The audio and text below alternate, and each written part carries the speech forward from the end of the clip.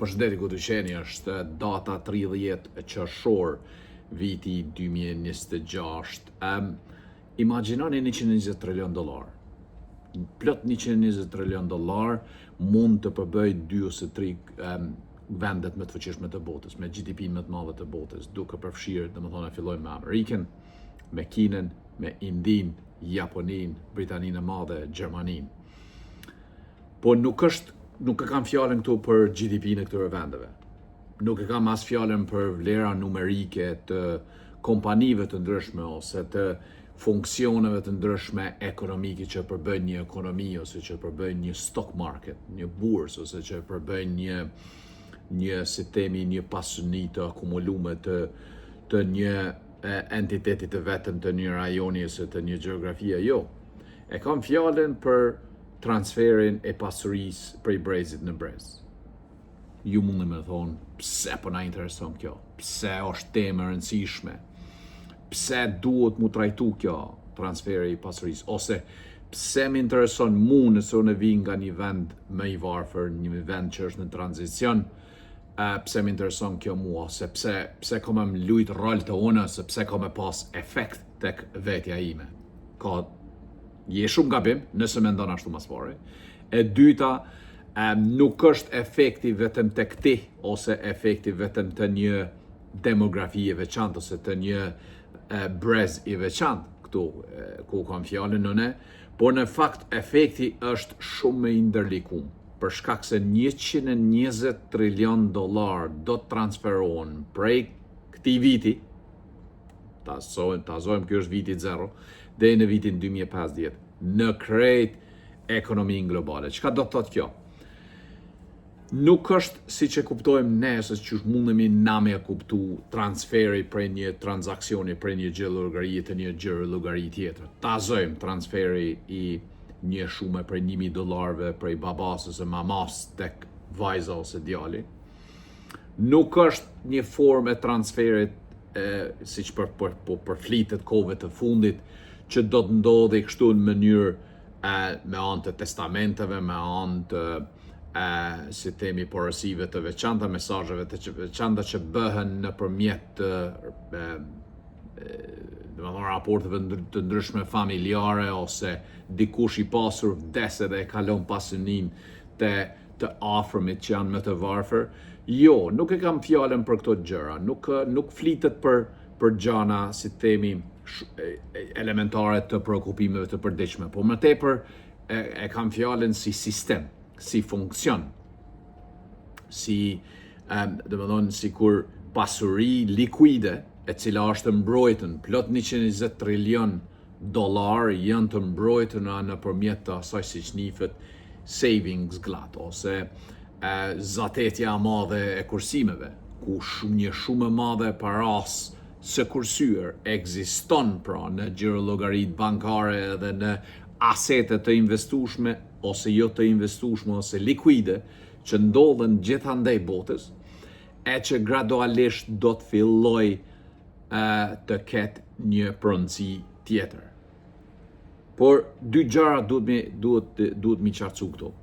Kjo nuk është vetëm një si themi transfer lokal ose transfer elementar jo i rëndësishëm, për shkak se është tepër rëndësishëm sepse do ta reformsoj, do t'i jap një peisazh tjetër ose një formë tjetër edhe ekonomisë së botës. Sot jemi pikërisht në valën e madhe të AI, të inteligjencës artificiale, por edhe në atë dislokimin e madh që unë e quaj teknologjik, ku financializimi i aseteve teknologjike është duke fituar hapa, duke marrë hapat fuqishëm e duke fituar territor bukur të konsiderueshëm në përditshmëri. Çka dua të them me këtë, do të ndalem pak më vonë, por të kthehemi tek tema më e rëndësishme që po e trajtoj sot, e që është transferi i kësaj paraje të madhe. $68 trilion do të transferohen vetëm në Amerikë, që do të thotë një masë e madhe e investimeve që janë bërë nga prindrit, nga gjyshrit, edhe nga gjenerata X ose gjenerata mileniale, demografi i caktuar, pra. Tashmë kjo para do filloj të përdoret nga ose të ketë pronësi tjetër nga më të rinj, nga gjenerata Z. Por jo vetëm gjenerata Z, sepse një mas, një quorum bukur i rëndësishëm i trashëguesve të kësaj mase të madhe të paras do t'jenë edhe ata të milenialet. Çka do ndodh? Njerëzit do vdesin gjithsesi. Është boomers generation siç nifet. Është kanë erë këto hajgaret që kemi me fëmijë që kur ne që jemi ose të demografisë mileniale ose të gjeneratës X na quajnë boomers. Si temi si një farloj kualifikimi ofendues për mendësinë e vjetër që ndoshta kemi ne karshi gjeneratës Z ose gjeneratës Alfa. Por ka një të vërtet ato në fakt. Sepse akuza për që jemi boomer ka argumente pozitive, ka argumente, si temi, ka evidencë historike që edhe ne si millennials ose ne si gjenerata X jemi pjesë e boomit, ati boomi që ka fillu në mënyrë pas luftës së dy botërore. Shumë prej jush ndoshta nuk e keni ditë, po nëse marrim historikisht ose ekonomikisht historinë e zhvillimit të perëndimit, sidomos të Evropës mënyrë pas luftës së dy botërore, ka ndodhur një masë e madhe e transferit të paras nga gjenerata vjetër, gjenerata e cila mban të petkun e mbrojtjes së vlerave të Evropës që nga lufta e parë botërore, edhe fundi i shekullit 19. Çka ka ndodhur fundi i shekullit 19, sepse këto ndërlidhen së bashku. Kemi pas fazën e dytë të zhvillimit industrial. Pas makinave me avull në formën e trenave që e morën domethënë e çunë ekonominë globale në një ekonomi të hapur, në një ekonomi në rritje, në një prosperitet të pa imagjinueshëm ndonjëherë në si themi 4 ose 5 milenialet historike të zhvillimit njerëzor e quan njerëzimin në një epokë ku zhvillimi ekonomik mori hap shumë. Koha viktoriane. Koha viktoriane njihet si koha e mbretëreshës Victoria të Anglisë, e cila ishte pionere, por ishte shtytse dhe inspiruese zhvillimeve teknologjike, zhvillimit të industrisë, edhe avancimeve të industrisë, teknologjisë dhe revolucionit industrial në përgjithësi. Pra fundi i shekullit 19 ishte pikërisht origjina e asaj se çka do ndodhte mas luftës së dytë botërore pas vitit 1945. Shumë për ju mund të më thonë, po çka po na intereson të shkojmë kaq larg. Është shumë e rëndësishme ta kuptojmë origjinën, sepse nëse sot kemi probleme ekonomike, sot kemi kriza ekonomike, sot kemi ngushtim ekonomik, këto e kanë origjinën diku, nuk janë dalë dje, nuk kanë rrjedh vetëm prej një politikani ose një politike ose një klase politike, por janë bashkëndyrëzim i shumë problemeve të origjinës. Origjina, a themi sot kemi probleme ekonomike, natyrisht kemi probleme ekonomike. A kemi krizë ekonomike? Jo, po kemi më shumë krizë në konfidencë, krizë në mënyrën se si e perceptojmë në ekonominë, zhvillimet njerëzore, zhvillimet teknologjike, zhvillimet sociale, kulturore etj. Por të gjitha këto kanë një shpjegim, sepse ti nuk mundesh me e definu, me e paragjyku ose me kualifiku një periudhë caktuar zhvillimeve shoqërore, kulturore, ekonomike, politike etj. Vetëm të bazu aty, domethënë në mënyrë introverte me izolu problemin tek një politik ose tek një politikan ose tek një epokë veçantë. Po, ka kritika, natyrisht, kur marrim parasysh nivelin edhe kualifikimet e shumë liderëve politik në botë sot. Nuk janë njerëzit të duhur ndoshta në pikat ku duhet jenë të duhurit. Nuk janë të trajnuar me rudimentet bazike, elementare për të menaxhu, për të mirë qeverisë. Kjo është diçka tjetër, por duhet ta kuptojmë që origjina e krejt problemeve, e sfidave që i kemi sot si njerëzim në përgjithësi, vijnë pikërisht nga kjo që po dua të them, nga origjina e zhvillimit teknologjik, revolucionit ekonomik, revolucionit industrial, që ka filluar në Britaninë e Madhe e që vazhdoi domethënë Britania e Madhe ta mbajt deri në vitin 1914 në fakt funksionalisht sikur valutë edhe funta sterlinga që ishte mbretëresh e Forexit të atëhershëm arriti të sundoj deri në vitin 1940, pra me njerë kur filloi lufta e dy botërore.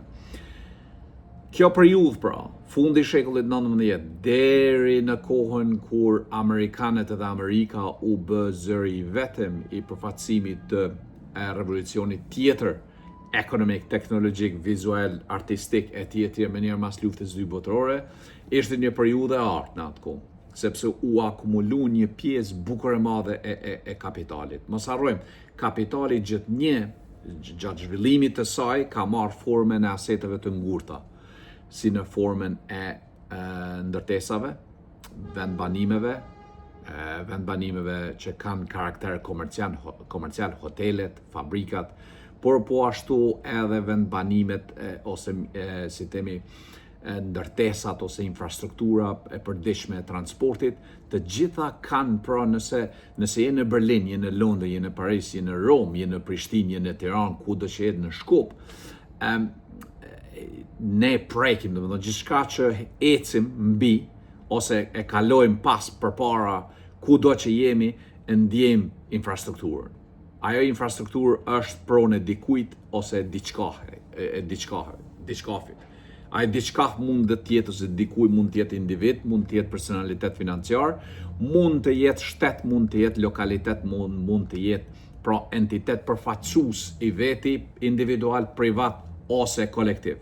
Për shembull, shumica e infrastrukturës në Kosovë, në Shqipëri, është pronësi e shtetit. Nuk është e njëjta në Rom, në Paris, në Londër, në Berlin ose në Vjenë. Nuk është e njëjta, sepse një pjesë e madhe e infrastrukturës ka kaluar në dorën edhe në duart e privatit. Por të gjitha nëse i marrim si kombinim, nëse merrni ta zojmë veç Londrën ose veç Berlinin, nëse marrim si kombinim, sot dhe ditë hala kemi probleme me infrastrukturën dhe mënyrën se si menaxhohet për shkak se kapitali dikur i investuar në këtë infrastrukturë, sot i ka kalua fati dhe sot duhet kaloj në duart të dikujt tjetër. Pra, nëse komuna e Londrës e ka menaxhu muzeumin ose muzeun kombëtar të Londrës për mbi 200 vite, duke e marrë si themi dy zginat nga kisha në atë kohë, ose nga monarkia në rastin konkret në Britaninë e Madhe, tashme ka ardhur koha që as monarkia, as kisha edhe as shteti nuk janë në gjendje të mirë të aftësive menaxhuese për këto asete. E çka ndodh? Këto asete janë në diskursin publik, në kuptimin që janë gatshme për t'u privatizu, për t'u marrë, për t'u kapitalizu. Edhe këto tash të tazojmë, dikush vjen një investitor i cili është konkurrues edhe jep premtime se do të mund ta rirregullojë muzeun kombëtar të Britanisë së Madhe, natyrisht ajo fiton tenderin për ta menaxhuar muzeun. Kjo është vetëm rast spekulativ. Në rastin konkret i kemi shinat e trenit, i kemi linjat hekurrodhore, këto që e kemi shumë problem për t'i menaxhuar ato për shkak se shteti kur i ka privatizuar në vitet 80-ta, kanë kaluar, kjo si infrastrukturë ka kaluar në për duar të ndryshme derisa ka ardhur te një pikë ku sot domethënë sistemi rrjeti i hekurrudhave britanike është më të vërtet pranë kolapsit, për shkak se nuk ka më fuqi as private, as në formën e konglomerateve edhe si themi bishave, monstrumeve të mëdhaj korporativ, ti menaxhojnë linjat hekurrodhore. Kështu që shteti tash duhet t'i marrë në përgjithësi, frikë e madhe, shqetësimi i madh është edhe në mesin e investitorëve, që kur ti merr shteti në përgjithësi linjat hekurrodhore ose infrastrukturën, maset funksionon më të madh infrastrukturë të një shteti, atë problem është ekonomia e tregut. Pra, nëse i marrim pra asetet e ngurta që janë kapitalizuar në shekullin 19, janë kapitalizuar në shekullin 20, për shembull një baba që ka investuar në stock marketin ose në bursën e New Yorkut më njëherë mas 29 tetorit të vitit 1929, kohën kur i gjithë, domethënë, ekonomia globale bankrotoi për shkak se patëm atë crashin e madh të vitit 1929. Atëherë ajo para sot që ka qenë shumë, ka ble parën shumë lirë, ka ble asetin shumë lirë, ajo para sot e ka vlerën miliardshë. 10 aksionet e investuar në GM në atë kohë, ndoshta ose në Ford, sot e kanë vlerën 8 të madhe. pra është ajo teoria compounding, e akumulimit të vlerës së një aseti likuid në ndërkohë. Kështu që e kemi fjalën për 120 trilion dollar që do të kalojnë prej durve të vjetra në dur të reja. Por ekziston një shqetësim këtu, që aludova pak më herë. Është shqetësim bukur i madh. Shqetësimi është se si do të alokohet kjo para, a do të tërhiqet nga bankat edhe nga asetet e investueshme, që gjasat janë 20 deri në 30% e këtyre aseteve do të tërhiqen deri në vitin 2040.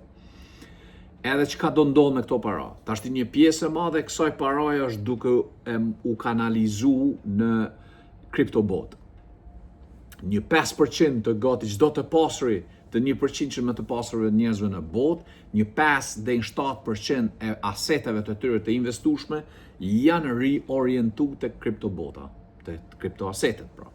Një pjesë tjetër kanë marrë linjen edhe vijen e investimeve në mallra, përderisa një pjesë e madhe akoma mbetet në cash, në bursa, ose është në formën e kursimeve bankare që i mbajnë prindrit të izoluar ose të mbyllura për t'i dhënë mundësi të rinjve që ta marrin primatin në menaxhimin e kësaj paraje. Një pjesë e madhe natyrisht tendencat janë e do të jenë që mund të lirohet do të filloj të si themi të futet në atë pipeline-in në gypat financiar të gjeneratës së re në 2 vitet e ardhshme. Si do bëhet kjo?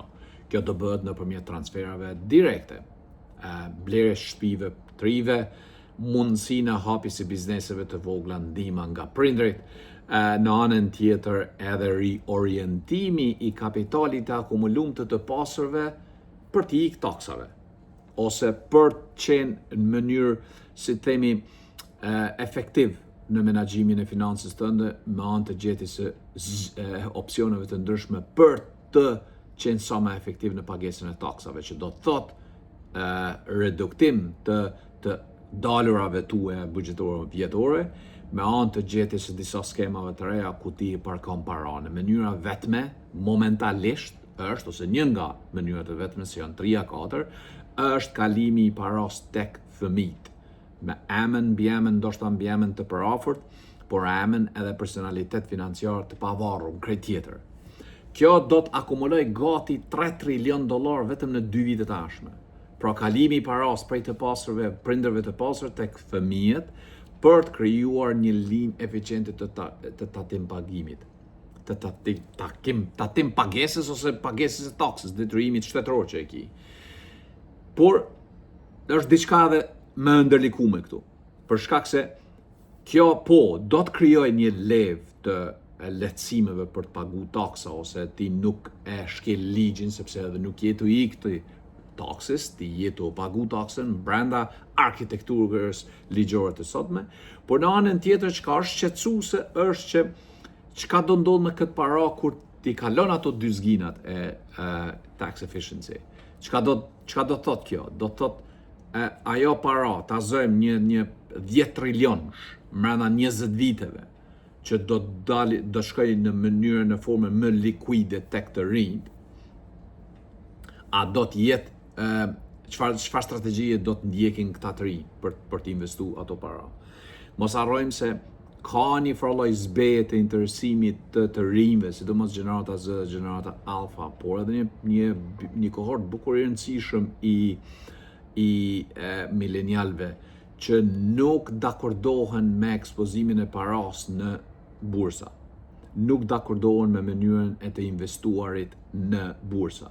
Çka do thotë që potencialisht deri në vitin 2050 do të kemi riorientim të këtij kapitali tek një 20% zhbile, tek filantropit, tek iniciativat filantropike, tek bamirësia, tek ekologjia, tek iniciativat të cilat kanë interes në mbrojtjen shoqërore, mbrojtjen e kulturave, mbrojtjen e monumenteve etj. Pra një kapital që do të vdesi, sepse një 30-40 triliardësh nëse të shkon ty në iniciativat e tilla, atëherë efekti në bursa do të jetë bukur i madh. se bursat nuk do të dështojnë, sepse bursat aty janë të dizajnuar për të bërë para, ato gjithnjë do të bëjnë para. Po çka do ndodh, do të kemi një inflacion edhe fryrje të kompanive më të rëndësishme brenda stokut, që do ta sundojnë edhe mbretërojnë indeksin për krejt këtë shekull deri në vitin 2100. Çka do thotë kjo?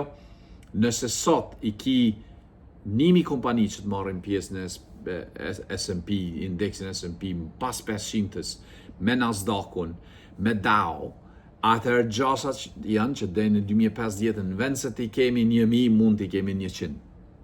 Kjo do të thotë që koncentrimi i kapitalit edhe aseteve do të shkojë tek to 100 kompanitë më të fuqishme. E ndoshta këto do të jenë përfaqësuese jo vetëm të Amerikës, por do të mund të bëhen edhe përfaqësuese të krejt karakterit global të ekonomisë, krejt peizazhit, krejt sfondit ekonomik global. Që në një forma tjetër, në fakt ne po nuk po zgjedhim kur gjë me këtë punë. Për shkak se ne po mendojmë që 120 trilion dollar do të shkojnë tek të rit, do të kemi një farloj inequality, ndërmjet, reduktim të inequality ose pabarazisë shoqërore, për shkak se 120 trilion dollar, gati 30 trilion të saj mbrana 30 viteve do të distribuohen, do të ndahen në një gjenerat e re e cila është më, si themi, më e prirë për të investu në diçka që ka vlerë shoqërore, kulturore, sociale, se sa që ka vlerë komerciale. Por në anën tjetër, diçka e të bo në fakt, jeto koncentru kapitalin e fuqishëm, që është në indekse dhe në bursa, edhe në këto avenyet e tax efficiency, në 100 kompani më të fuqishme të botës, ku prap më të pasurit të botës do të kenë hise aty. Edhe kjo 120 trillarç deri me 2100-ën do të jetë shumë qesharake për atë gjenerata të hershme. Kështu që problemi është, shqetësimet janë që në fakt ne automatikisht jemi fut në këtë epokën e transferimit të pasurisë prej të pasurve tek të varfrit, duke filluar me intergenerational wealth transfer, si që njihet, me transferimin të gjeneratave në gjenerat tjetër.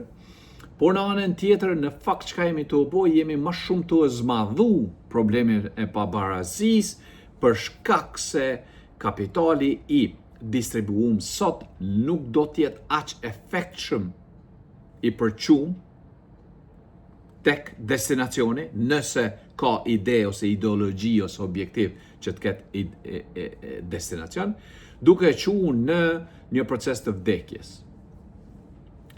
Tashti ka teori të ndryshme, po mendimi im shkon tek ajo alternativa tjetër që është edhe që e ka thonë edhe Elon Musk para disa muajve, që në fakt rëndësia paras me kalimin e kohës do të bie.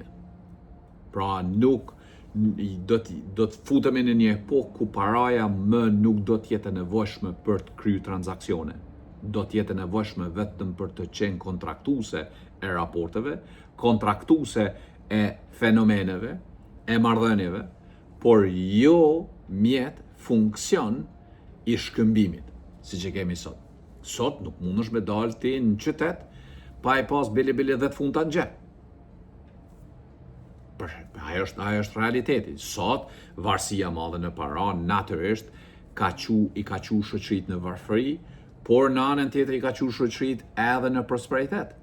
Për shkak se e ka kriju një stimul, varësisht prej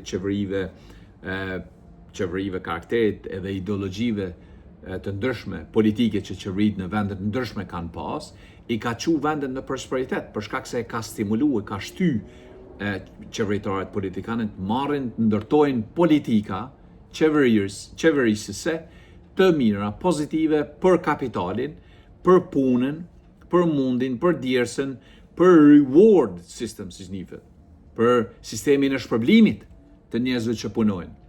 Ndërsa ka dhe qeveritë të tjera që kanë stimulu mirëqenien sociale.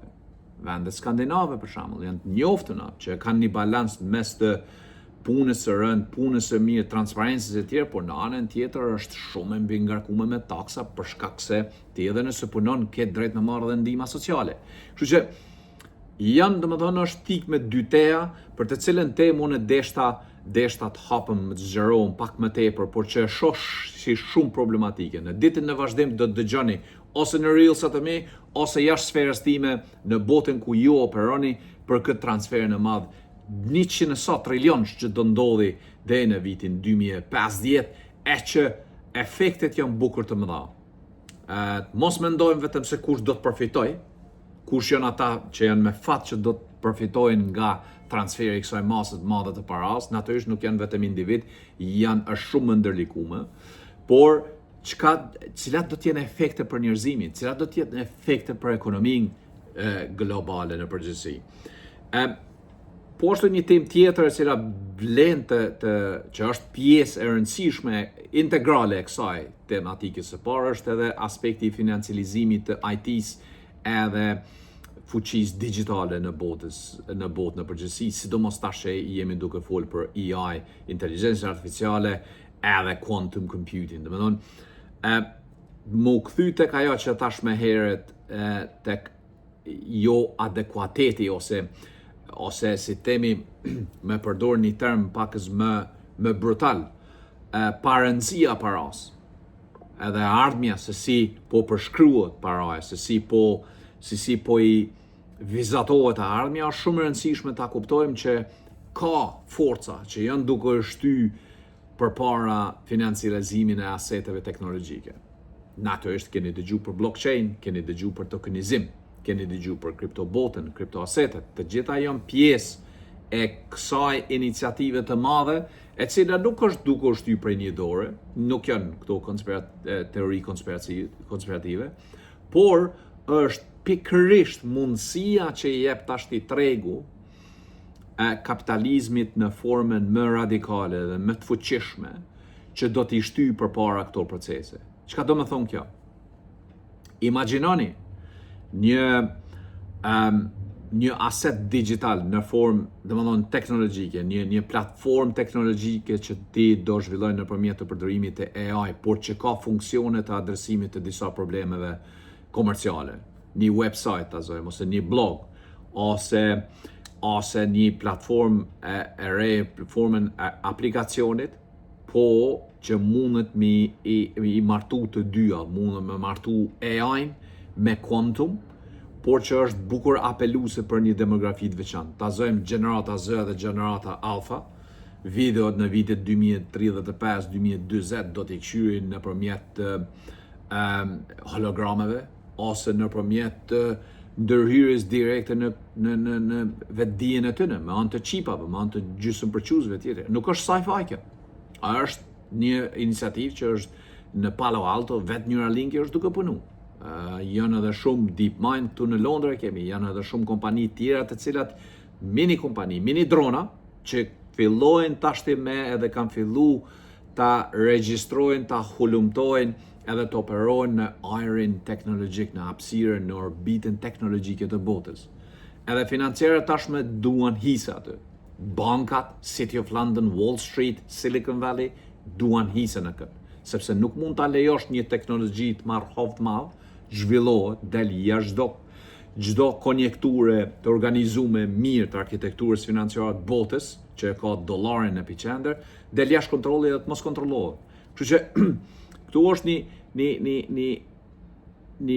një farë shtyrje bukur e madhe, fuqishme që është duke u ndodh në background në këtë drejtim, ku financializimi i aseteve teknologjike do ndodh brenda 5 viteve.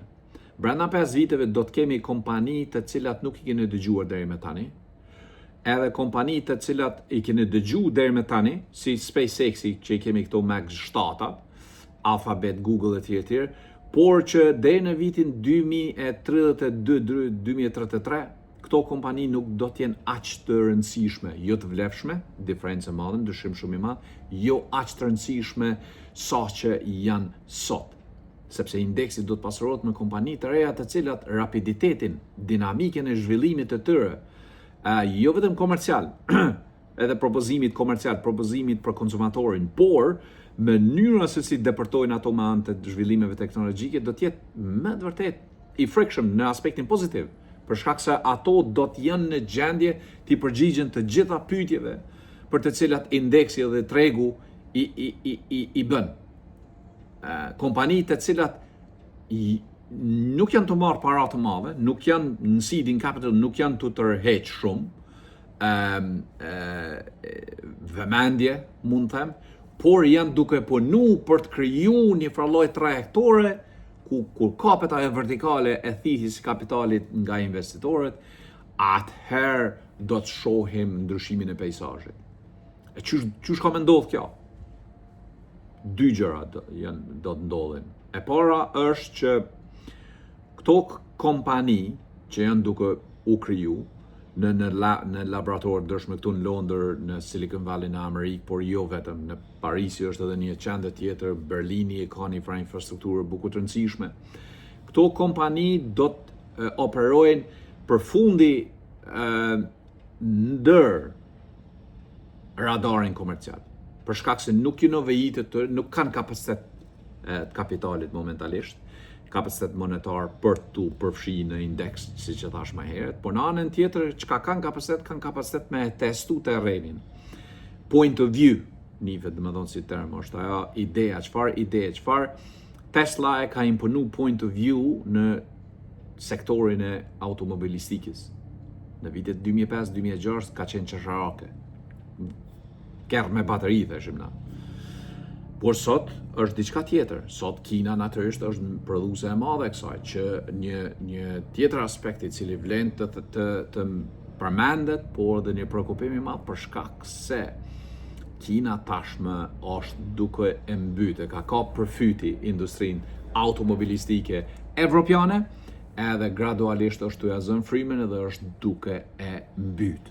Pra, kjo do ndodhë brenda muajve, viteve, 2 viteve, ndoshta maksimumi brenda 2 viteve. Shikoni me VW që ka po ndodhë, 100.000 vende punës po ikin, për shkak se nuk ka më kapacitet, për shkak se nuk ka më apetit konsumatori i eksportit gjerman, e sidomos sektorit automobilistik ta përbi për shkak se shumë shtrejt. Kështu që çfarë do ndodhë? Këto kompani që po krijojnë asete teknologjike janë duke i testu linjat e tyre të prodhimit përpara se të financializohen. Mos harro se përpara se të financializohen, ta zojmë një kompani e cila don me dalë në IPO, testohet mbrana disa shtyllave të rëndësishme e kriteret që duhet mu plotësu përpara se ato të IPO-en. Pa marrë parasysh ti, ai SpaceX, a mund t'jesh Bootles, çfarë do lloj kompanie, kudo që t'jesh, ti testohesh përpara se më fut në treg, sepse kur të futesh në treg, ti jo vetëm që ke dhënë premtime, po dush mi realizu ato premtime, por gradualisht bankierët e bankat, sistemi financiar të ndihmon dorë për dorë, pra, të mban dorë për dorë për ta ndjek një trajektore të rritjes së aseteve tuaja, por edhe për mbushjes së premtimeve që ju ke bërë. Kështu që këto kompani që janë duke u kriju sot, brenda 7-8 viteve, brenda një dekade do të jenë të rëndësishme për mënyrën se si ato kanë mja dhënë karakter këtë tjetër bursës edhe indeksit të tregjeve në përgjithësi. Nuk e kam fjalën vetëm në S&P ose FTSE në Angli ose indekset evropiane, ato japoneze në Hong Kong, por në përgjithësi. Pra është një ekosistem jam shumë i lumtur në fakt, për shkak se çka po shoh është një botë, një sferë krejt e re e pasurisë që është duke u kriju. E kompanive të reja të cilat kanë me qenë shumë konkurruese me njëra tjetrën, kanë me përbi njëra tjetrën, por në anën tjetër kanë me gjetë një mënyrë të adoptimit individual, prej ku nashta faza parë, faza dytë nuk ka me qenë shumë e madhe e rëndësishme në kuptimin e akumulimit pasurisë, pra nuk do të bën milionera ose miliardera ata founders, krijuesit e këtyre kompanive, por do t'ju jep mundësi që ta okupojnë, pra ta pushtojnë atë farë point of view ekosistemin. Point of view. Çka do më thonë point of view në këtë aspekt? O shumë i rëndësishëm si koncept, por edhe si praktik. Sepse ti duhesh natyrisht pa tingëllu sikur ata personat që janë hypermotivues, motivues ose motivational speakers, por duhet të them që si person duhet ta kesh atë far driving, duhet ta kesh atë far shtytjen e fuqishme, atë besimin, vetë besimin tënd për produktin që e prodhon. që e bën, produktin që ndoshta je në zero, ndoshta je fut edhe minus, ndoshta je edhe në kredi, ndoshta je edhe borx, por që beson që si produkt duhet ta okupoj tregun në të ardhmen. Por në anën tjetër, aty nuk ndalet ambicia, nuk ndalet trajektoria e vet përmirësimit, e vet analizës deri te pika ku produkti të blehet, të shpërndahet edhe të ketë efekt në ekonomi, në treg, është rrugë pak më e gjatë, po është rrugë më e sigurt, për shkak se ti e krijon një produkt i cili i mbush disa kritere. 3 ndoshta janë më të rëndësishmet. E para e mbush kriterin e affordability. A do të jetë i përballueshëm për ty dhe për konsumatorin.